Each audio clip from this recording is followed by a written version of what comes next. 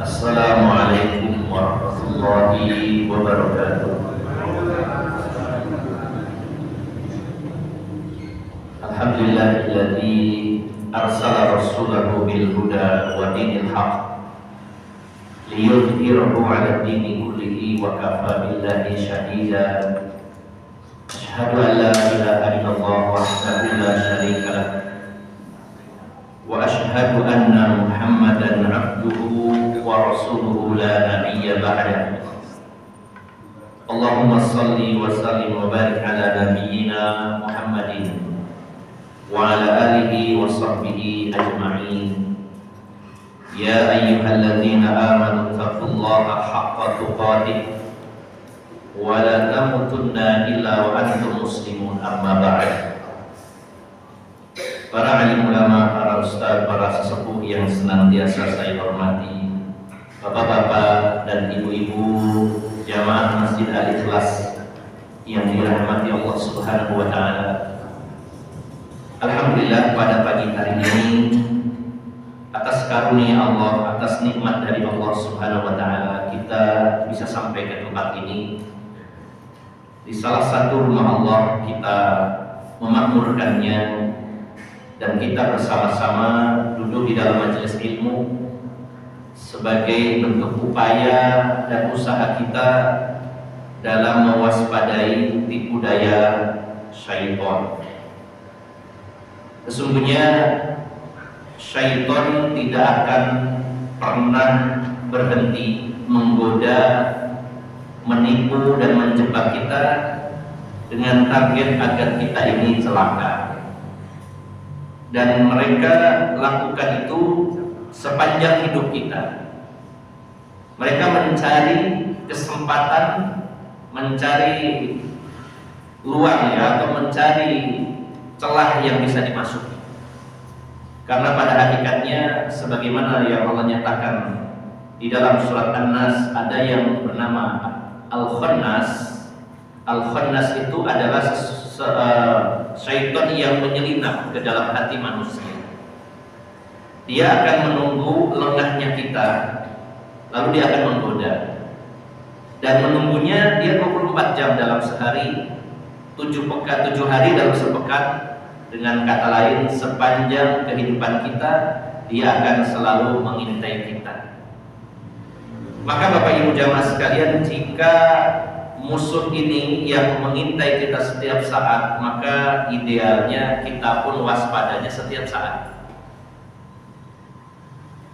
Berbeda dengan kasus pencurian yang kadang terjadi, kadang ada tenggang waktu tidak ada pencurian. Biasanya kalau ada pencurian kita jadi waspada. Tapi kalau sudah lama nggak ada yang hilang, kadang kita teledor lagi. Kalau baru hilang, ya seperti yang terjadi di sini, ini manusiawi ya. Jadi lebih waspada. Yang jaga biasanya 1 jadi 3 orang. Biasanya dari portal jadi di portal. Intinya ini adalah upaya, terutama setelah ada kejadian. Yang kadang-kadang ketika lama tidak ada kejadian lagi, kadang kita teledor. Nah, sedangkan syaitan itu mengintai kitanya terus menerus. Idealnya kita pun selalu waspada dari godaan dan jebakan dan tipuannya adalah setiap saat. Tapi seringkalinya kita lengah dan lalai, padahal dia mengincarnya terus menerus. Maka Bapak Ibu jamaah sekalian, kita harus benar-benar banyak-banyak memohon perlindungan kepada Allah Subhanahu wa taala.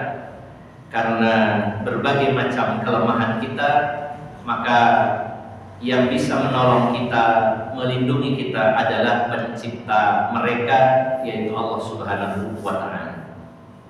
Kemudian yang kedua, kita harus sering merapat, bertemu, berkumpul dengan saudara-saudara kita. Karena ini akan mempersempit ruang gerak syaitan dalam menggoda kita. Dan termasuk yang tidak kalah pentingnya adalah kalau kita tidak ingin tertipu, tidak ingin terjebak, maka kita harus mempelajari tipuan dan jebakannya. Kalau kita menguasai ilmu bagaimana syaitan itu menipu, bagaimana syaitan itu menjebak, kita kuasai semuanya, kita serap semua informasi penting dari Al-Quran, dari hadis-hadis yang sahih, bagaimana gerak-gerik tipu daya mereka, maka mudah-mudahan ini sebagai upaya kita agar terjaga dan terlindungi dari godaan syaitan. Bapak Ibu yang dimuliakan Allah Subhanahu wa taala, kalau kita nyimak dan mengkaji kitab Talbis Iblis, kita semakin sadar betapa berharganya hidayah dari Allah Subhanahu wa taala. Kalau kita lihat dari sejarah perjalanan manusia dari mulai Nabi Adam sampai hari ini, sudah berapa juta bahkan mungkin miliar Bani Adam yang jadi korban tipu daya syaitan. Hitungannya bukan lagi orang per orang, ya, tapi miliar. Coba dibayangkan Bapak Ibu jamaah sekalian. Di antara orang-orang yang ditipu dan dijebak, disesatkan oleh iblis dan bala tentaranya, maka mungkin yang kita kenal hanya kelompok-kelompok besar, termasuk agama-agama selain Islam yang penganutnya banyak. Mungkin kita lebih banyak fokus kepada penyimpangan-penyimpangan yang dilakukan oleh para penganut agama-agama non-Islam, seperti Yahudi, Nasrani, Hindu, Buddha, Konghucu, dan lain-lainnya. Tapi ketika kita mendalami lagi, ternyata di tengah-tengah mereka sendiri, dalam agama-agama mereka sendiri, pecah begitu banyak sekte dan aliran. Ada yang penyimpangannya ringan, menengah, bahkan yang sangat parah. Maka benarlah apa yang disabdakan Rasulullah SAW. Dia menyatakan iftaraqatil yahudu ala ihda was-sab'ina firqah wa iftaraqatil nasara ala sintani was-sab'ina firqah wa iftaraqati hadhihi ummati ala thalathin was-sab'ina firqah kulluhum finnar illa firqatun wahidatun wa hiya al-jamaah. Yahudi pecah menjadi 71 kelompok atau firqah atau sekte. Nasrani pecah jadi 72 dan Islam pecah menjadi 73. Seluruhnya ya, Yahudi yang 71, Nasrani yang 72, dan yang Islam 72 golongan ini masuk neraka kata Rasulullah. Kulluhum finnar illa firqatun wahidah, kecuali satu kelompok. 73 hanya satu, yang 72 masuk neraka. Kalau kita persentase betapa banyaknya orang yang masuk neraka, betapa banyaknya orang yang menyimpang. Ini baru 3 agama, Yahudi, Nasrani, Islam. Belum lagi kalau membahas agama yang lainnya. Ternyata kalau kita belajar lebih dalam lagi, dalam agama Hindu sendiri itu banyak sekte-sektenya. Berbeda antara yang satu dengan yang lainnya, bahkan bisa puluhan bahkan ratusan sekte, bukan satu utuh Hindu titik. Begitu pula agama-agama yang lainnya. Belum lagi orang-orang ateis. Belum lagi kepercayaan-kepercayaan yang menyimpang seperti adanya reinkarnasi dan lain-lain. Begitu banyak korban dari tipu daya iblis. Dan nanti yang akan lebih detail insya Allah kita akan mempelajari tentang bagaimana keberhasilan iblis menyesatkan kaum muslimin dengan banyaknya sekte-sekte dalam Islam. Karena pada faktanya yang 72 yang dinyatakan masuk neraka itu hanya induknya saja. Hanya induknya saja, karena dari induk itu ada turunannya, ada pecahannya. Bagaimana ketika Syiah ya, pecah juga menjadi banyak sekte yang mengalami penyimpangan dalam agama ini, mulai dari yang ringan, sedang, sampai yang parah. Sebagai gambaran, ada Syiah Gulat yang menuhankan Ali bin Abi Thalib, sampai dalam taraf menuhankan Ali bin Abi Thalib. kemudian yang paling besar Syiah Imamiyah atau Isna Asyariyah, atau yang disebut Syiah Rafidhah. Ini yang paling besar dan sampai hari ini yang eksis dan dilindungi oleh negara Iran. Mereka meyakini bahwa ada 12 imam, yang 11 sudah muncul, termasuk imam pertamanya adalah Ali bin Abi Thalib. Artinya kepemimpinan dalam Islam hanya diakui 12 imam, dan imam pertamanya Ali bin Abi Thalib, sehingga kekhalifahan sahabat Abu Bakar, Umar, dan Utsman tidak diakui. Bahkan mereka meyakini ketiganya telah merampas hak kepemimpinannya Ali bin Abi Thalib, dan ketiganya dikafirkan, plus seluruh sahabat yang mendukung ketiganya ikut dikafirkan. Nah, ini yang Syiah Imamiyah. Yang paling ringan Syiah Zaidiyah, hanya mengutamakan Ali bin Abi Thalib, tidak mengkafirkan para sahabat lain. Nah, ini baru dari sisi Syiah. Ada Syiah Ghulat, kemudian Imamiyah atau Syiah Rafidhah, kemudian ada Syiah Zaidiyah, ada di sana Syiah Qausiyah, ada Nusairiyah, dan lain-lain. Bahkan ketika kita membahas tentang kelompok Sufiyah, kaum Sufi, maka ada ratusan thariqah di sana, yang setiap thariqah punya pemimpin masing-masing, punya amalan masing-masing. Bahkan ada ratusan juga. Di Indonesia saja kira-kira 15 tahun yang lalu sudah terdaftar ada sekitar 70 aliran di Indonesia, belum di luar negeri. Maka Bapak Ibu jamaah sekalian yang dimuliakan Allah Subhanahu wa taala, maka dengan mempelajari ini kita semakin sadar betapa berharganya hidayah. Dari sekian miliar manusia, maka mayoritas mereka menyimpang dan hanya sedikit yang memeluk agama Islam.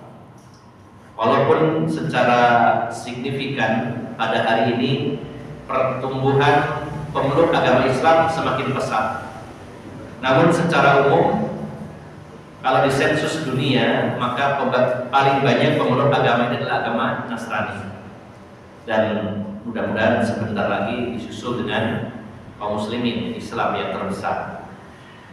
Namun Bapak Ibu jamaah sekalian, dalam tubuh Islam sendiri banyak penyimpangan, sehingga kalau dipikir-pikir, maka sebenarnya yang menjadi korban iblis dan bala tentara itu sangat banyak.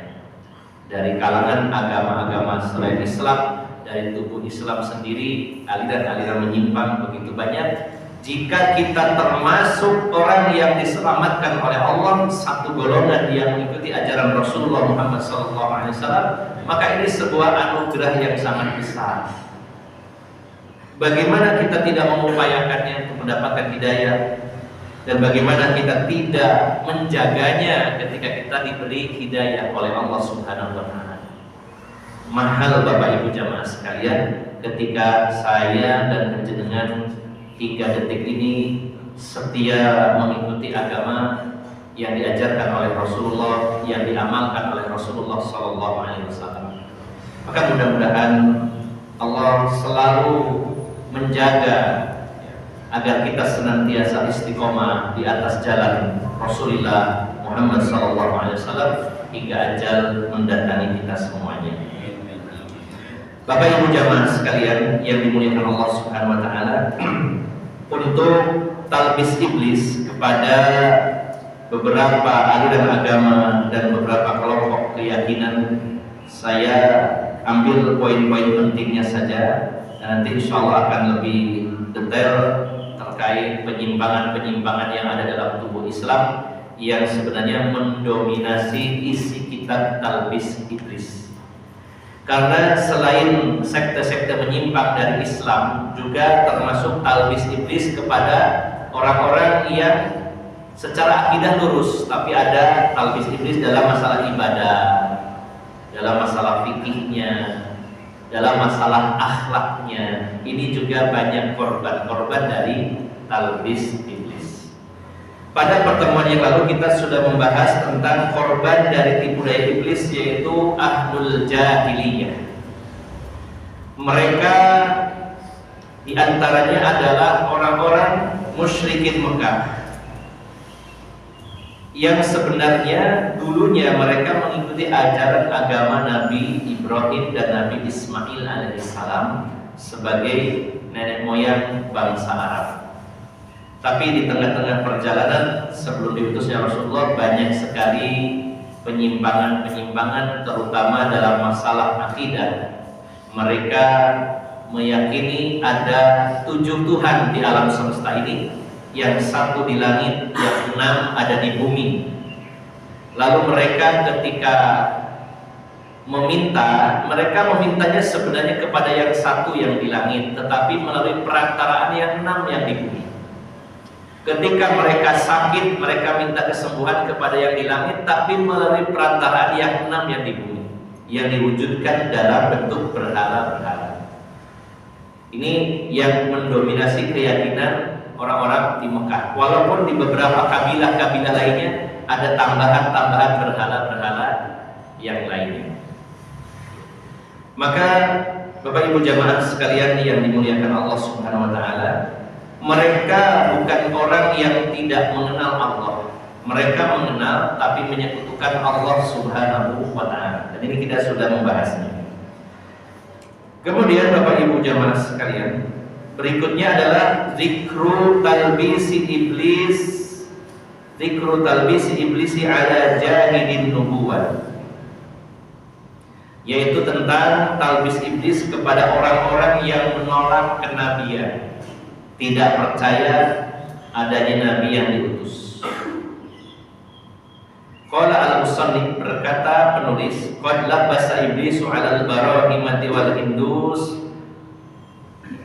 wa ghairihim fa zayyana lahum jahdan nubuwah liyasudda tariqa ma yasilu minal ilah wa qad ikhtalafa ahlul hindi fa minhum dhahriyah wa minhum sanawiyah wa minhum ala madhabil barahimah wa minhum man ya'taqida nubuwwata Adam wa Ibrahim faqat.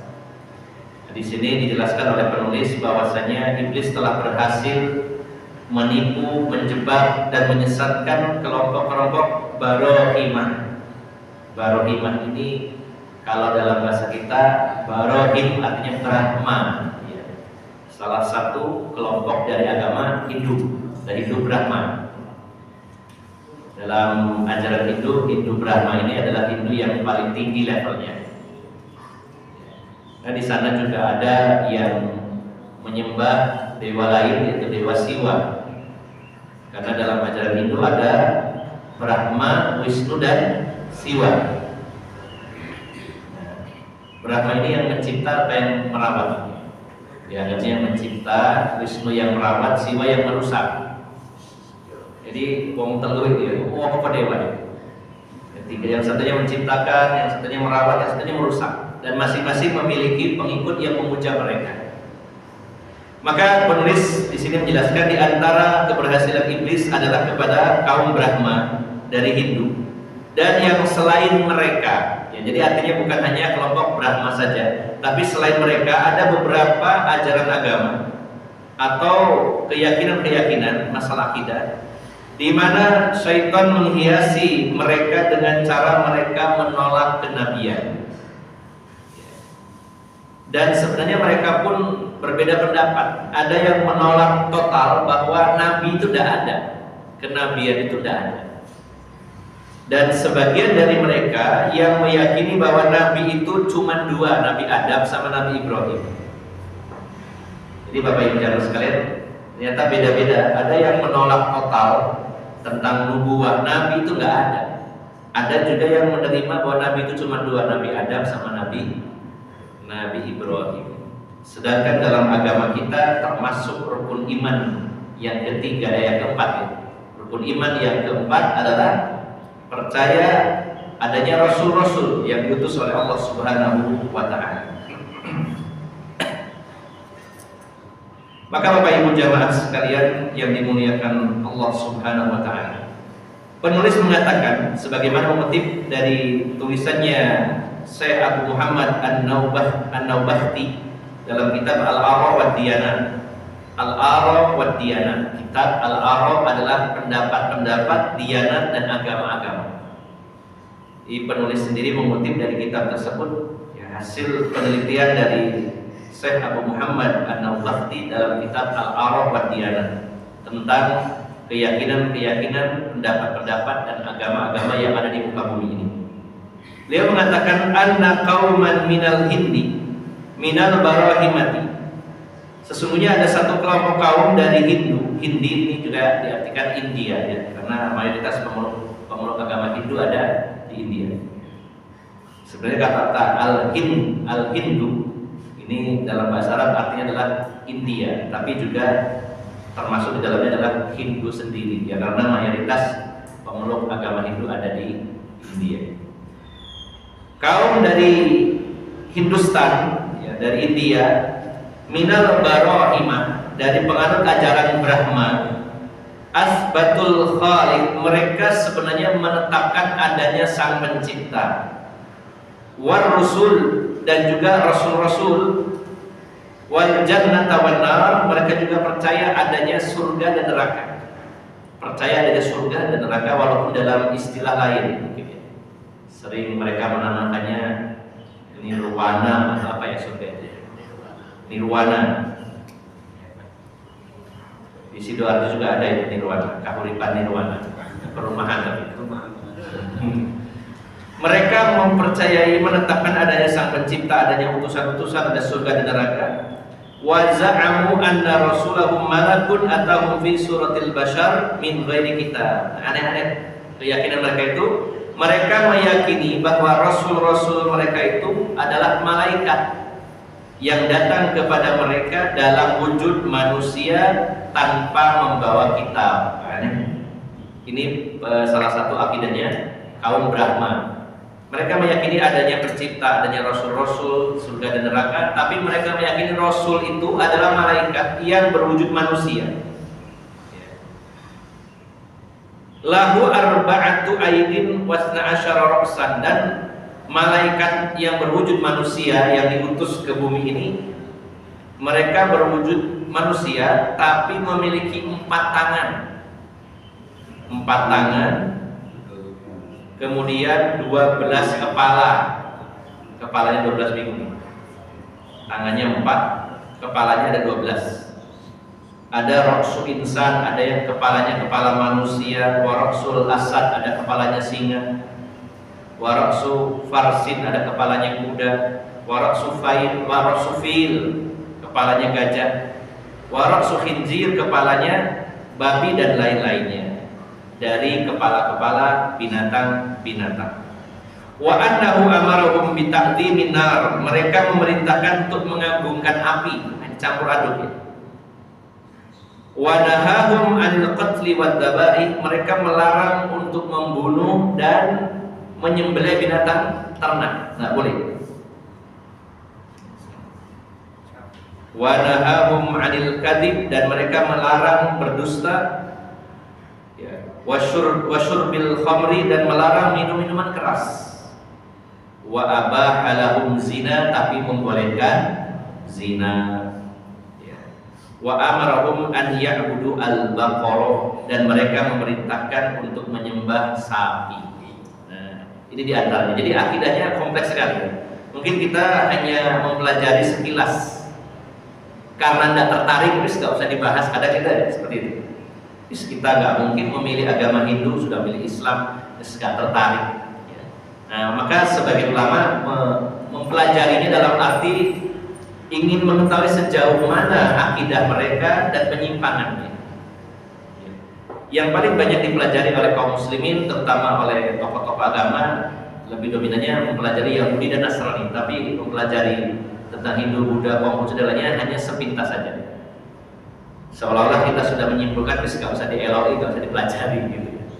Namun dalam kitab ini dijelaskan bagaimana keberhasilan iblis yang memunculkan ajaran-ajaran agama-agama seperti agama Brahma ini dengan beberapa penjelasan tadi. Maka salah satunya adalah mereka meyakini bahwa namanya Rasul itu ada, tapi itu malaikat berwujud manusia, itu pun diwujudkan dalam bentuk yang aneh, tangannya 4, kepalanya 12. Dan ajarannya diantaranya tadi yang disebutkan, memuliakan api, ya, melarang membunuh dan menyembelih, kemudian melarang berdusta dan minuman keras, tapi dibolehkan zina, ya. Dan memerintahkan kepada pemeluknya agar mereka beribadah menyembah sapi. Makanya kalau di wilayah-wilayah yang beragama Hindu Brahma ini, sampai ada nama sapinya juga sapi Brahma. Dan sapi tidak dimakan, jangankan dimakan, disembelih aja tidak, bahkan dimuliakan. Sehingga pernah saya cerita ada seorang teman ini bisnis pentol ayam ke Bali, kirimnya ke Bali, karena kalau pentol sapi itu Tuhannya kalau dijadikan pentol, pasti mereka gak akan beli. Ini dimuliakan, diibadahi kok jadi pentol, mereka tidak mau. Nah ini Bapak Ibu jamaah sekalian.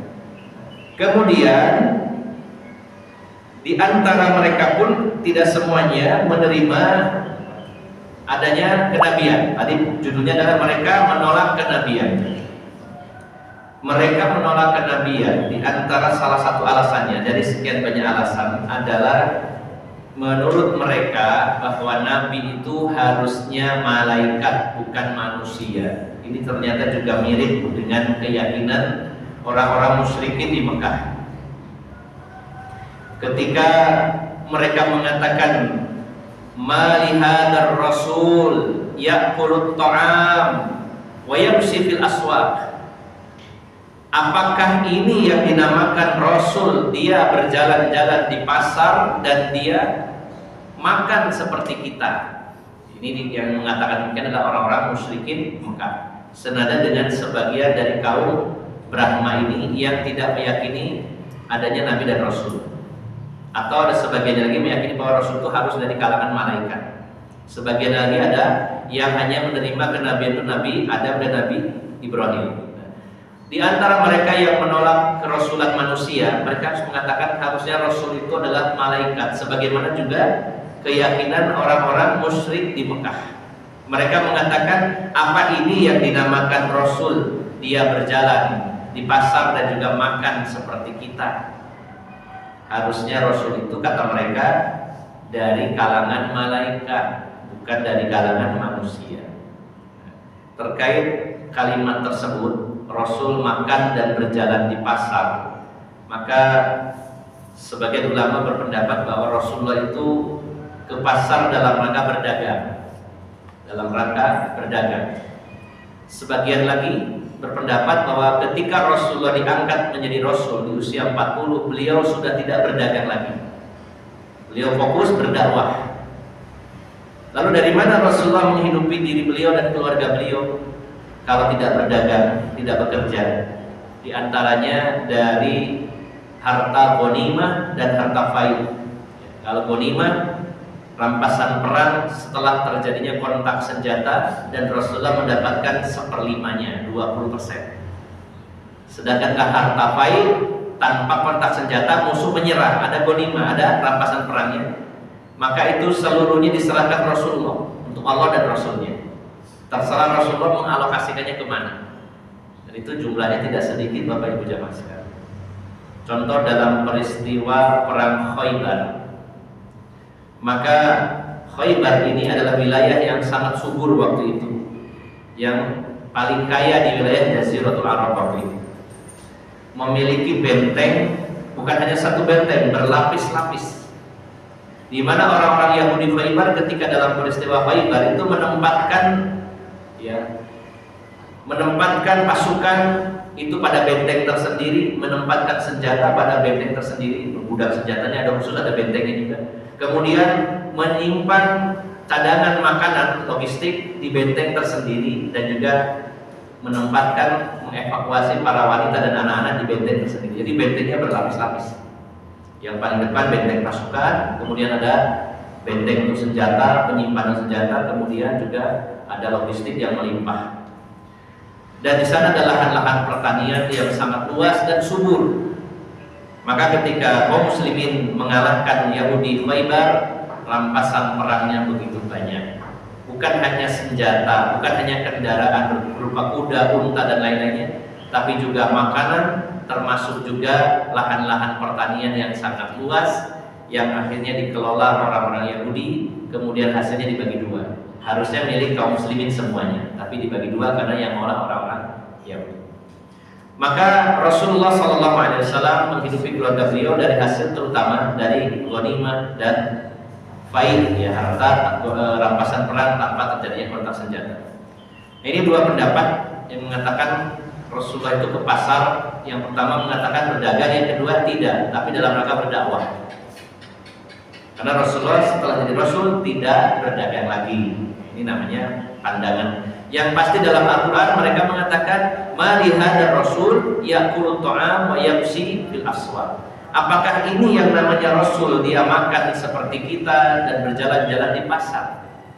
Harusnya Rasul itu bukan seperti itu, harusnya malaikat menurut mereka orang-orang musyrikin Mekah. Termasuk juga sebagian dari penganut ajaran Hindu Brahma ini, mereka meyakini bahwa harusnya Rasul itu dari kalangan malaikat.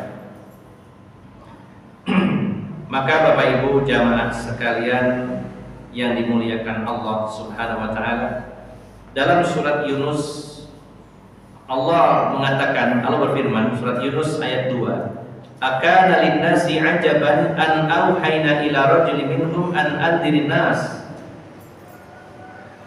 Apakah hal ini menakjubkan bagi manusia ketika kami mewahyukan kepada seorang lelaki dari kalangan mereka untuk memberikan peringatan kepada mereka?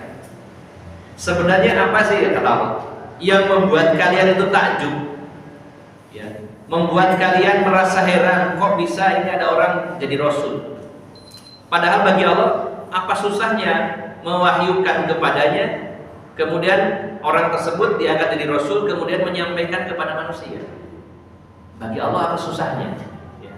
Kalau Allah memilih di antara manusia itu, yaitu Rasulullah Muhammad SAW sebagai Rasul dan berdakwah kepada mereka, andirin nas, memberi peringatan kepada mereka. Sisi salahnya di mana? Berbahasa kita ini. Kenapa harus malaikat? Apa alasannya? Maka juga di sini dijelaskan bahwasanya kalau Allah Subhanahu wa taala, ya, mengutus malaikat, maka di sini ada 3 alasan yang sebenarnya justru malah kalau Allah mengutus malaikat ini akan sulit. Bukan sulit maksudnya bagi manusia, bagi Allah mudah. Sulitnya bagi manusia. Daripada Rasul itu seorang manusia, maka kalau seorang malaikat itu lebih repot, tidak efektif. Apa alasannya? Yang pertama, anna fi quwa al-malaikati qalbal jibali was-sukur fala yumkinu idhar mu'jizatin tadul ala sidqihim li'anna al-mu'jizata ma kharafatil 'adah wa hadhihi 'adatul malaikah. Malaikat itu sangat kuat. Di antara mereka malaikat itu mampu membalikkan gunung dan batu-batu. Bagi malaikat itu mudah. Maka bagaimana caranya untuk menjelaskan bahwa ini adalah sebuah kebenaran, saya punya mukjizat, sedangkan itu adalah sifat mereka. Mereka memang kuat. Para malaikat itu kuat. Termasuk yang paling kuat adalah malaikat Jibril. Allah menyatakan fi quwwatin 'inda dzil 'arsy makin muta'in tsamma amin. Zi quwwah, pemilik kekuatan, memiliki kekuatan yang sangat dahsyat. Inda dzil 'arsy makin, dan memiliki kedudukan yang sangat tinggi di sisi arasy Allah Subhanahu wa taala. Muta'in tsamma amin. Malaikat Jibril itu ditaati oleh malaikat yang lainnya. Komandannya malaikat. Jadi pemimpinnya para malaikat memiliki kekuatan dan juga amin, sangat terpercaya. Maka malaikat Jibril itu dalam wujud aslinya sangat besar dan memiliki 600 sayap. Ketika Rasulullah melihat wujud asli beliau, sedang duduk dan kursinya besarnya antara langit dan bumi. Jadi malaikat Jibril itu sangat perkasa, sangat kuat. Makanya ketika Rasulullah SAW juga diusir dari Taif oleh penduduknya, dilempari sampai berdarah, beliau ya, sampai kedua sandalnya bercucuran darah, sampai untuk melangkah aja sulit Rasul karena dilempari batu. Maka malaikat Jibril datang bersama malaikat penjaga gunung menawarkan, bagaimana kalau saya angkat gunung itu, saya timpakan ke penduduk Taif. Sekali angkat ambrukno habis. Tapi Rasulullah menolaknya. Beliau mengatakan, barangkali kalau mereka sekarang menolak, nanti ada anak keturunan mereka yang beriman. Nah, terbukti juga apa yang disampaikan Rasulullah. Salah satu tokoh dalam Islam yang sangat terkenal yaitu Abu Hurairah radhiyallahu anhu dari periwayat hadis nomor 1 yang paling banyak. Maka kalau Allah mengutus malaikat, dan malaikat itu sudah hal yang biasa, mereka punya kekuatan, sehingga kalau mereka menunjukkan kekuatan sudah tidak aneh lagi bagi manusia. Namanya malaikat ya wajar. Maka kalau ada nabi dari kalangan manusia kemudian menunjukkan mukjizat, kejadian-kejadian yang luar biasa, ini akan menggemparkan dan menguatkan kedudukan beliau para nabi itu, dan juga menjadi bukti kebenarannya risalah. Karena secara umum manusia nggak punya kekuatan seperti itu. Bagaimana manusia dengan izin Allah bisa membelah bulan? Dan itu pernah dilakukan oleh Rasulullah SAW. Kalau malaikat Jibril yang melakukannya, kursinya aja antara langit dan bumi, bulan mah kecil. Tapi bagi seorang manusia itu kejadian yang sangat dahsyat. Ketika orang musyrik menantang Rasulullah, kalau engkau memang benar nabi, buktikan dengan cara membelah bulan. Ini kan sesuatu yang menurut mereka tidak mungkin, tapi ternyata terjadi, sehingga ini menunjukkan kebenaran risalah. Tapi kalau yang melakukannya malaikat, kita sudah meyakini malaikat itu kuat, tidak ada yang aneh. Tidak ada yang aneh.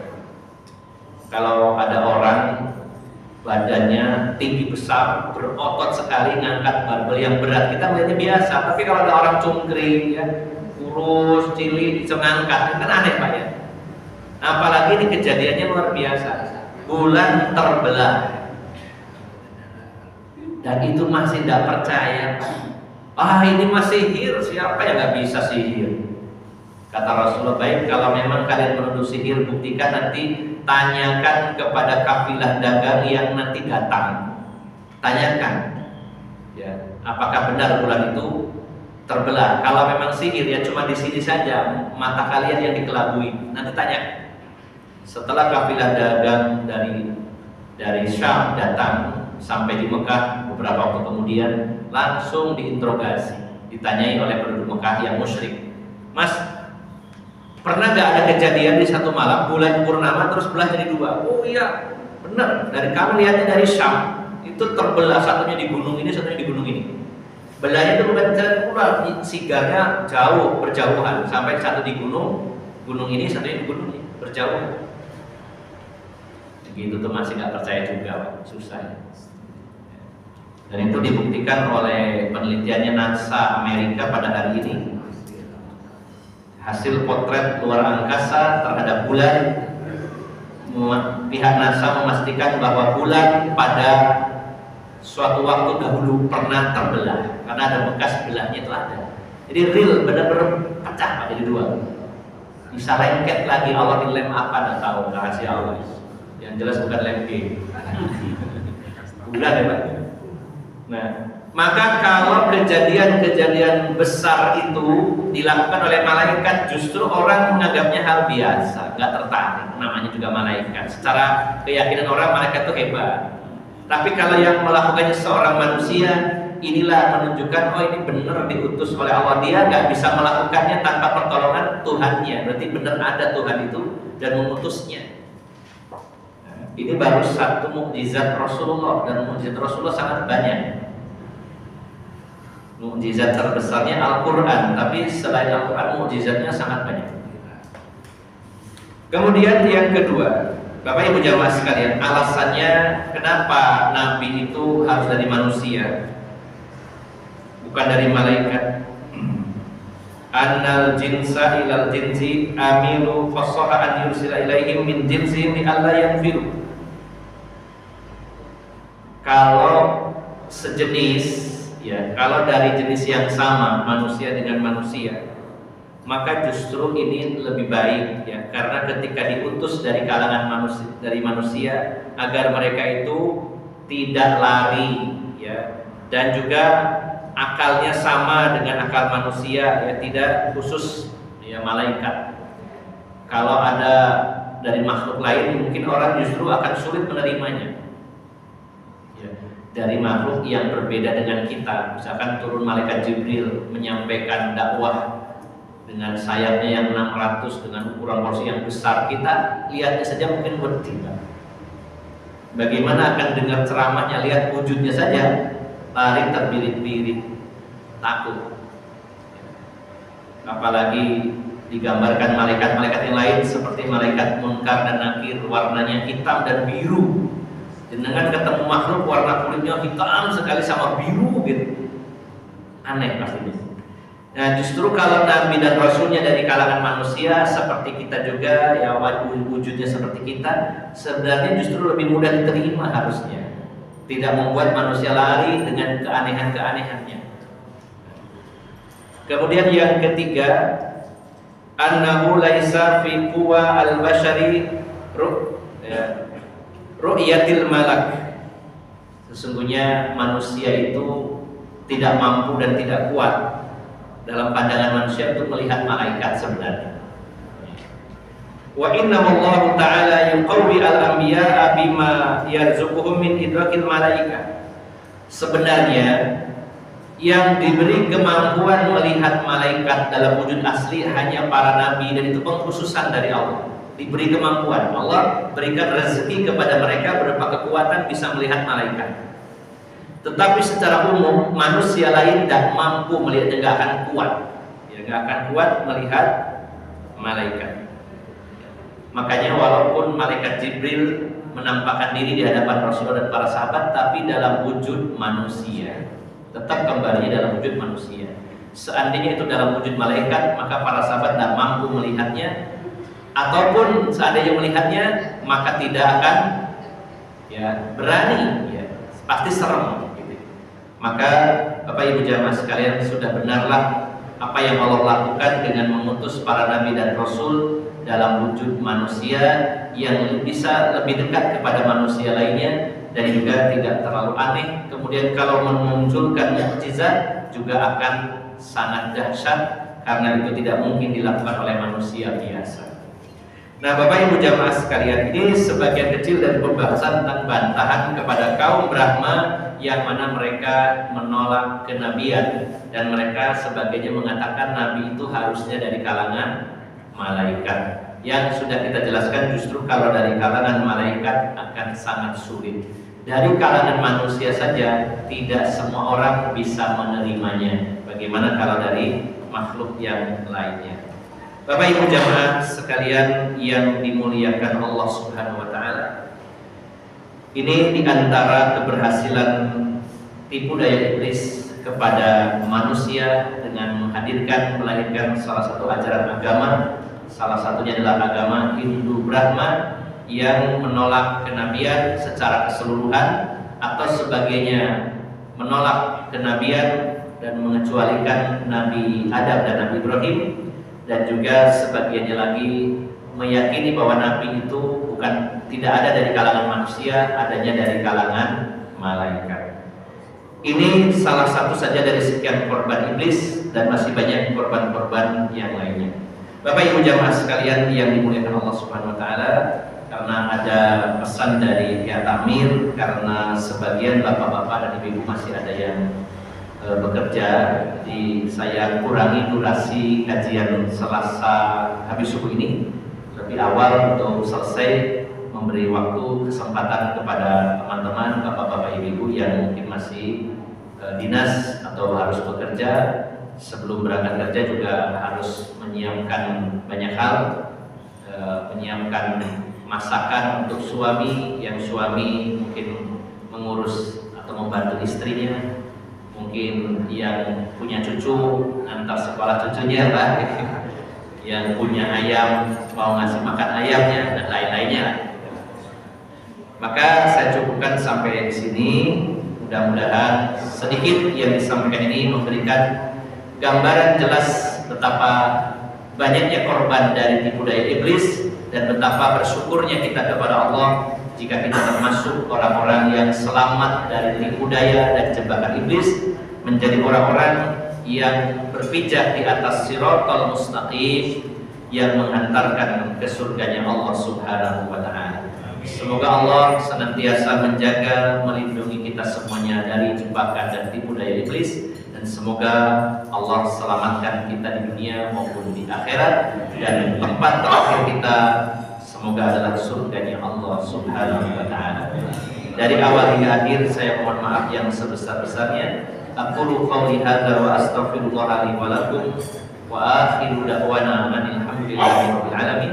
Subhanakallahumma wa bihamdika asyhadu an la ilaha illa anta astaghfiruka wa atubu ilaik. Wassalamu alaikum warahmatullahi wabarakatuh.